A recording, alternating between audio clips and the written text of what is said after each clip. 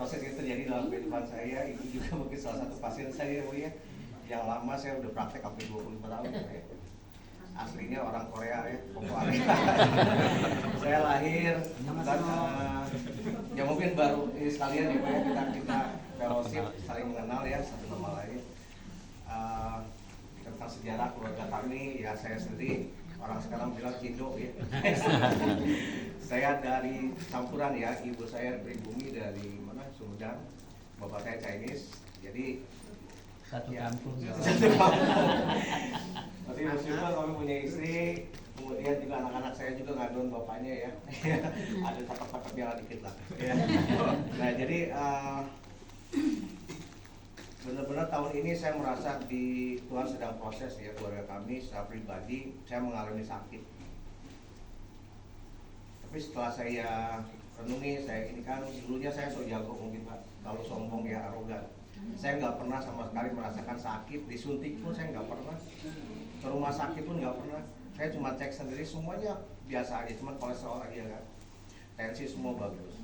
Nah, memang saya tuh selain dokter, saya juga seorang entrepreneur. Dari bisnis saya kan ada bisnis ya, kita juga lahir dari keluarga ayah seorang pebisnis, jadi bukan dari keluarga dokter dan dari keluarga biasa-biasa saja. Jadi dulu kalau masuk ke kedokteran itu kan Unpad itu memang bukan gitu ya.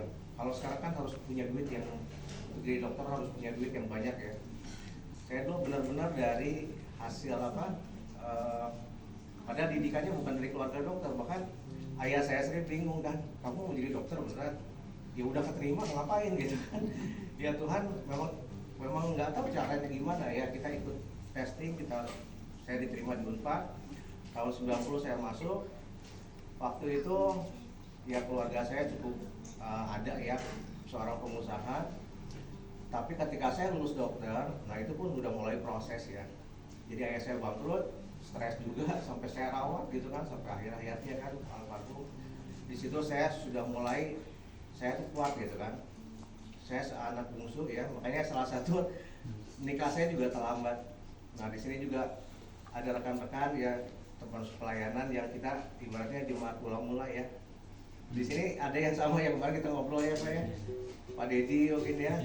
Tahun 2008 kita berjemaat di Soekarno-Hatta ini. Ketika saya baru menikah, kemudian punya anak dua ya, Diwan sama Gian, ikut juga pelayanan di sini, puji Tuhan. Nah ketika itu mulailah proses kehidupan saya. Jadi waktu itu saya merasa memang saya harus berjuang sendiri. Saya tidak punya warisan, tidak punya rumah, tidak punya mobil, bahkan nikah pun saya harus mikir gitu loh. Ya gimana caranya? Jadi bukan dokter wah kaya gitu, enggak. Ya, nah saya harus berjuang dan di situ jiwa saya terbentuk. Sempat saya juga punya masalah dengan orang tua, terutama ayah gitu kan. Tapi akhirnya timbul suatu pemulihan di keluarga kami tidak saling salahkan. Ya memang terjadi apa yang perlu diinikan kan. Jadi di situ setelah saya terbentuk, saya harus menjadi seorang yang kuat ya. Sampai akhir tahun 2024 ya, saya tuh Pak Dedi mungkin tahu ya, selain dokter saya pun banyak bisnisnya, saya hobinya jalan-jalan juga. Dan ketika memang terakhir setelah itu bisnis saya juga ada turun kan, dari situ mulai saya tuh ada kepanikan, stres gitu kan, cicilan banyak gitu kan. Jadi jangan anggap dokter tuh sempurna. Nah, tapi itu saya betul-betul saya rasakan tahun 2025 ini penuh dengan mujizat ya. Jadi Tuhan ingin dekat ya, bahwa saya sedang diproses, saya cuma bisa terima. Dan saya iman karena Tuhan Yesus ya baik ya, Dia sayang sama saya. Dan biasanya memang aneh juga ya, namanya dokter atau pendeta kalau sakit apalagi sampai meninggal gitu, orang heboh kan, kok dokter bisa sakit, kok dokter bisa mati gitu kan, pendeta bisa sakit, ya semua juga bisa karena kita adalah manusia ya. Nah seperti itu. Jadi singkat cerita, hampir selama 7 bulan lebih ya, dari Maret sampai Oktober, Pak Firta mungkin menyaksikan, mungkin rekan-rekan yang pernah ke rumah juga ya, saya benar-benar nggak bisa jalan ya. Orang bilang entahlah penyakit apa gitu kan, orang ada yang bilang, oh dokter sakit stroke, wah di mana-mana Bu. Jadi padahal saya tuh nggak ini ya, namanya ini kan ya pastilah kalau namanya, oh dokter bisa sakit. Nah, padahal saya sendiri bisa mendiagnosa ya sakit saya memang saraf ya, saraf saya pernah jatuh, kemudian saraf saya rusak, saraf keping. Dokter spesialis pun hanya ngasih obat vitamin dan suruh fisioterapi.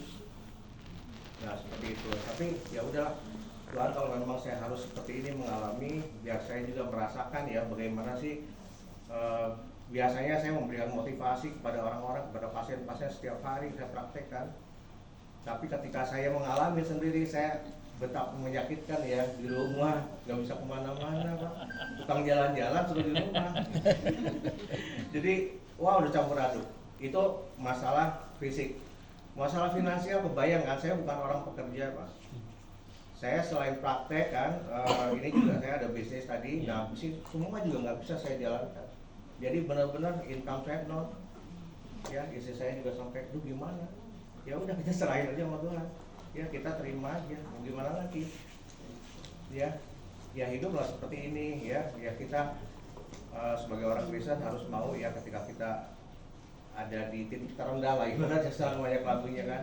Memang saya alami tahun 2025, tapi puji Tuhan hari ini saya bisa kembali berkumpul ya. Kemarin juga Pak saya udah kangen nih pengen ke gereja gitu. Banyak orang lihat kok bisa jalan katanya kan. Sekarang masih bisa, ini cuma belum bisa lari kencang ya. Tapi udah kuat. Kemarin sama sekali seperti orang lumpuh. Orang bilang itu polio, kok polio gede gitu kan.